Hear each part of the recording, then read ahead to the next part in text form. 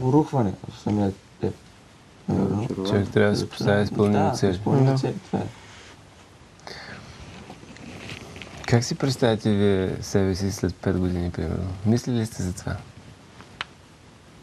Аз лично не съм, но след 5 години... Вие сега ще бъдете 9-ти клас. Да. Значи след 5 години се предполага, че Ще трябва сме да сте завършили. студенти. Да. Вече. Имате ли ясна визия какво искате да учите? Аз лично не. Но съм сигурен, че следващата или последващата година вече ще знам. Да. Стефане, ти? За сега единствената ми цел, която е, може би, това, че искам да уча в Англия или Америка, може би, като студент. Там да скарам висше образование. Точно това е, че още не знам. Това е хубавото, че училището ми предоставя много големи възможности за кандидатстване след 12-ти клас, извън България, в чужбина. Се опитам да се възползвам от това, но все още не съм решил точно какво искам да кандидатствам. Никога съм се представил след 5 години, поради факта, че за 2 години аз смених 2 града, 2 различни компании с хора и ни е много трудно. В смисъл, надявам се да с 5 години да съм в някой елитен университет в Америка. Да, всъщност ти ще тръгнеш за един такъв университет.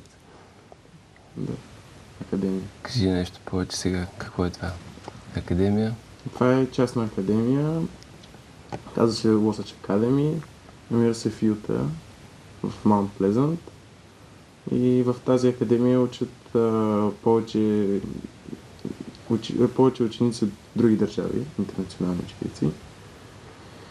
И в принцип гимназията е много елитна и образованието в нея е много скъпо. Гимназия или академия?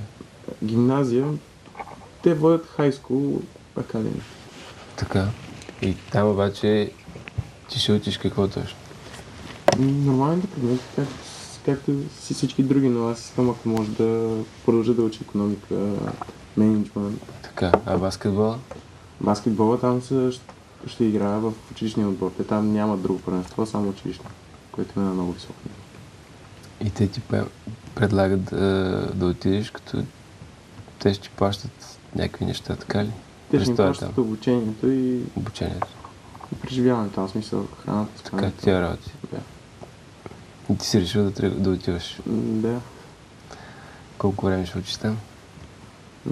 Стипендията ми е за 4 години до завършване на средно образование. Така че се надявам да го изкарам. Така.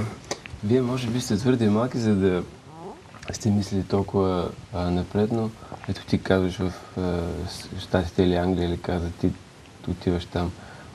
Свързвате ли бъдещето си така, за години напред с България или го виждате като космополити, като граждани на света? Тъжната истина е, че страшно много млади българи завършват се образованието и напускат и за съжаление много от тях няма да се върнат най-вероятно. Макар че много може би ще се върнат. Според мен това е нормално да не се върнат.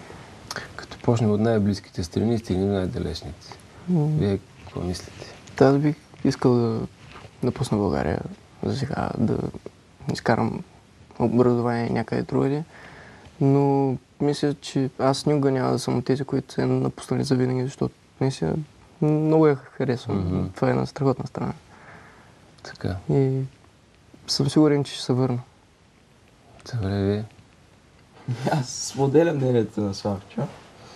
И това е хубаво образование да вземем в някоя чужда държава.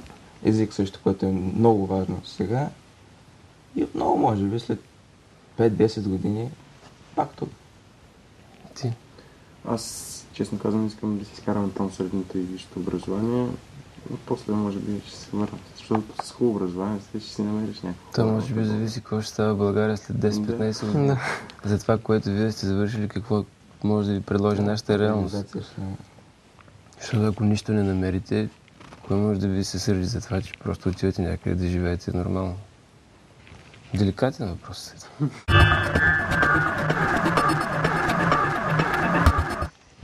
Разкажете ни нещо за вашата нова среда там, където сте. Какво се различава от тук разградската, интересни неща? Как мина един ваш ден, примерно там? Стефан? Ами, средата, особено точно в София, това училище, което съм аз, това е неприятното, че всичките са деца на известни или най-малкото, което е заможни личности. И що е неприятно това? Неприятното е, защото всеки се опитва да се изтъкне, да покаже какво има. Нека да се изтъгне. Да, но просто такива маниери и самото им, как да кажа, самата им Поведение, цел да. е такава, да покажат кой какво е, Така. а реално те просто не знаят на какво ниво са си те самите. Надценяват се прекалено много. Не всички сигурно. 90% от тях. Така. 90% от тях просто винаги аз мога това, ти не можеш това, аз мога това и това и това, а пък този, примерно, някой си, който е от най-вече тия, които са по... някакви проблеми, в смисъл, ако е малко по-нисък, веднага трябва да се базикаш с него. Ако е малко по-широк, веднага пак трябва да се базикаш с него. Кажи Да, нещо има- позитивно. Моля? Нещо позитивно след ти тръгна само. Добре, нещо позитивно, това е, че са много приятелски настроени. Мисъл с тези по-младите, които още не ги познаваш. Това, което каза Славчо преди малко, веднага аз също много се изненадах, когато започнах в училище. От 9-10 клас момчета, момичета идват да се запознаят с теб, да опознаят да човек си. Това, което много ми беше приятно. Така, друго. Друго, Свикнахте ли с по-голямата динамика на живота там? Защото София е определено по... да. Или свикваш, или няма начин. Добре. Слави ти, какво ще разкажеш за старата столица? И усеща се разликата, защото все пак е по-голям град. Разград. Не е много хубав и много красив. И е. си има Не, предимство. че Разград не е красив, но Търново е Да, друг. наистина е страшно красив. Често излизаме с приятели. Ходите по Царевец там. Да. И на Сеневци, не знам как се каже, това е паметник. На Сеневци май с беше. 4 конника. Да. И главно и там ходиме често и се наслаждаваме просто на гледката на Стария град, защото е прекрасно. Стамбуловия мост. Да. Да. И просто има повече предимства по големия град. Най-малкото имаш какво да правиш, когато, нали, докато тук Да влезеш в по-голямо интернет зала. тук имаш по-малко варианти за развлечения най-малкото. Митко ти.